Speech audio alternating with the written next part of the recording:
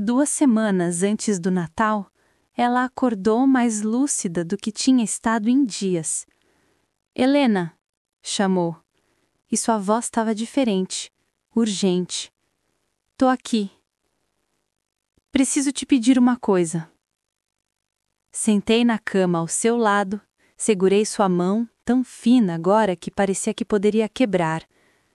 Qualquer coisa. Quando eu for, ela pausou para respirar. Cada palavra um esforço. Não quero que você fique presa. Promete que vai viver? Marina. Promete. Ela apertou minha mão com uma força que não parecia possível.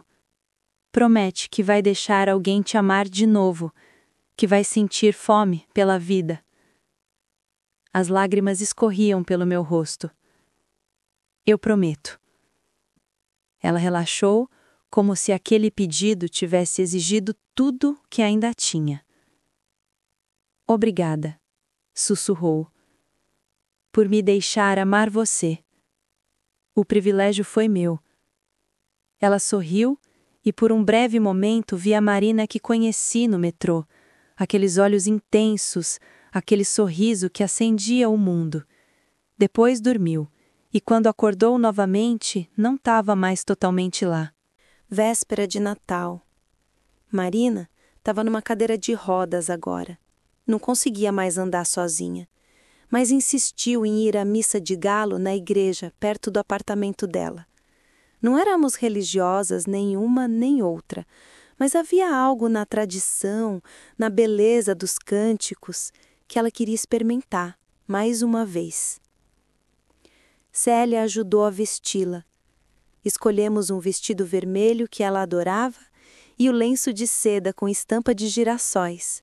Aquele que ela usava nos dias bons, dizendo que girassóis eram otimistas demais para a própria sorte, que não sabiam quando desistir de olhar para o sol. Eu achava que ela era igual. Guardei aquele lenço depois. Não conseguia doá-lo com as outras coisas dela. Ficou na gaveta da minha cômoda por meses, até que um dia consegui colocá-la no pescoço sem desabar.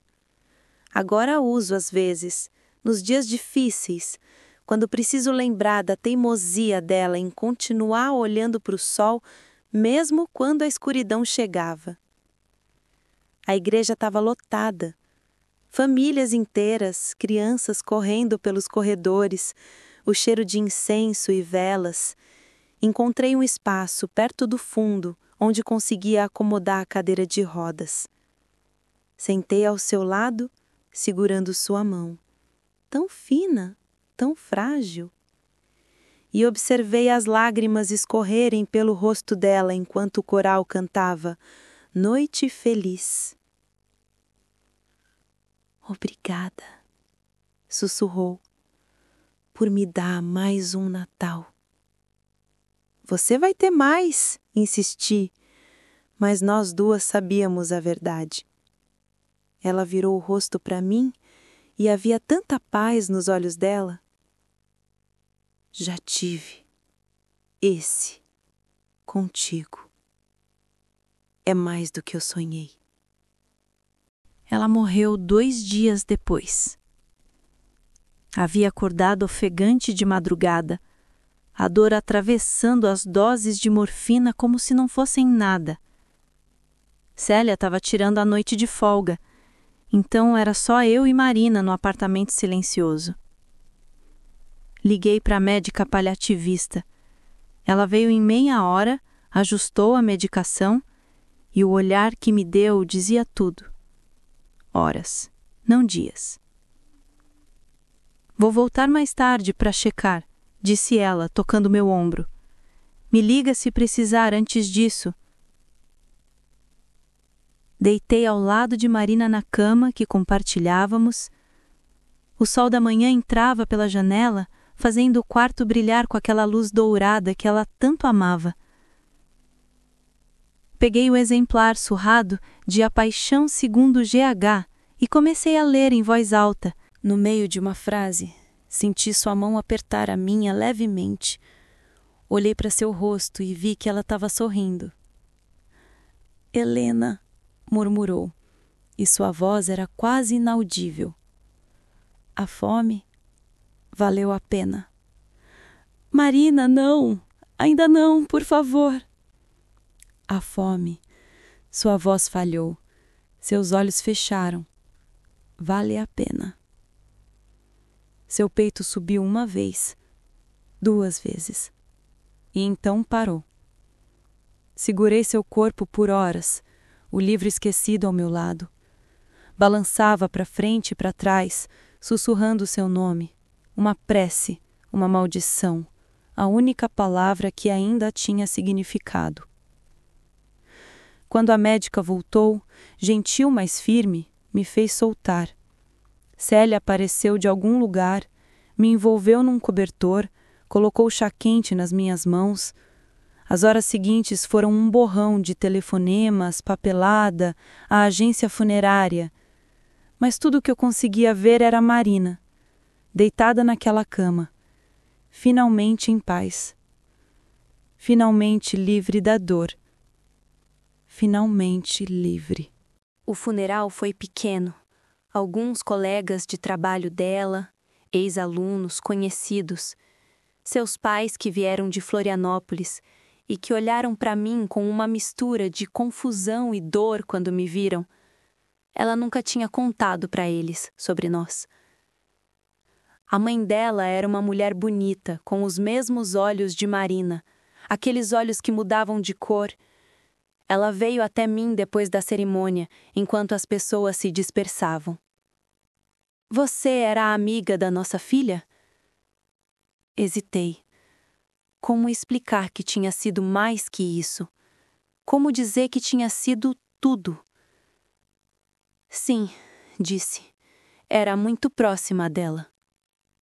A mãe de Marina me estudou por um longo momento. Vi quando ela entendeu. Algo na forma como eu estava ou simplesmente na dor crua no meu rosto. Você a amava, disse. Não era pergunta. As lágrimas vieram antes que eu pudesse impedir. Amava. Amo. Ela assentiu devagar e seus próprios olhos estavam úmidos. Ela estava feliz nos últimos meses. Não falava muito, mas eu percebia. Tocou meu braço? Obrigada, por fazer minha filha feliz. E então ela se virou e foi embora. E eu fiquei sozinha no cemitério com o peso dessa absolvição que eu não sabia se merecia. Fui a última a sair. Fiquei parada na frente da sepultura até o sol se pôr, até o coveiro gentilmente me pedir para ir embora.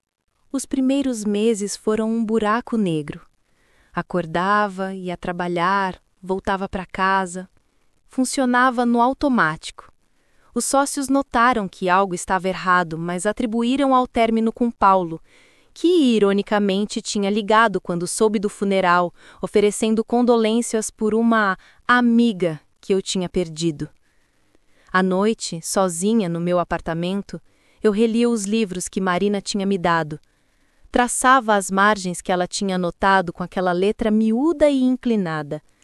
Tentava ouvir sua voz recitando os versos que ela amava. Tomei café na caneca dela todas as manhãs. Uma caneca desbotada com uma citação de Drummond que ela adorava. Era a única forma de começar o dia sem desabar. Como se, usando a caneca dela, segurando o que ela tinha segurado, eu pudesse manter um pedaço dela comigo. Algumas noites conseguia sentir ela perto. Outras, era como se nunca tivesse existido. Essas eram as piores noites. Quando fui recolher as últimas coisas do apartamento dela, seus pais tinham me dado uma chave dizendo que podia ficar com o que quisesse antes de doarem o resto. Escolhi poucos objetos, alguns livros, uma caneca de café, o lenço de girassóis e o caderno. Estava na gaveta da mesinha de cabeceira. Seu caderno de escrita. Páginas e páginas de histórias inacabadas, poemas, reflexões em uma letra que ficava cada vez mais trêmula conforme avançava. No final, uma carta. Para a Helena, dizia: Minha Helena, se você está lendo isso, significa que meu corpo finalmente decidiu me abandonar. Desculpa o humor mórbido, mas é a única forma que sei lidar com isso. Quero que você saiba que os últimos meses com você foram os mais vivos da minha vida. Que irônico, não é? Que eu tenha me sentido mais viva justamente quando estava morrendo. Você me deu um presente, Helena. Você me fez lembrar que vale a pena sentir, mesmo quando dói. Especialmente quando dói. A dor significa que estamos vivas, que nos importamos, que amamos. Não quero que você passe o resto da sua vida presa à minha memória. Não quero ser uma âncora que te impede de navegar. Quero que você viva, realmente viva. Que você sinta a fome pela vida do jeito que eu te ensinei. Que você veja a poesia nas coisas pequenas. Que você se apaixone de novo. Que você permita ser amada. Existe uma caixa debaixo da minha cama. Guardei algo para você. Algo que escrevi quando ainda tinha forças, quando ainda conseguia segurar uma caneta por mais de alguns minutos. Te amo, Helena. Sempre vou amar. Mas, por favor, não deixe esse amor se tornar uma prisão. Deixe-o ser asas. Sua Marina. PS. Adélia estava certa. A fome valeu a pena.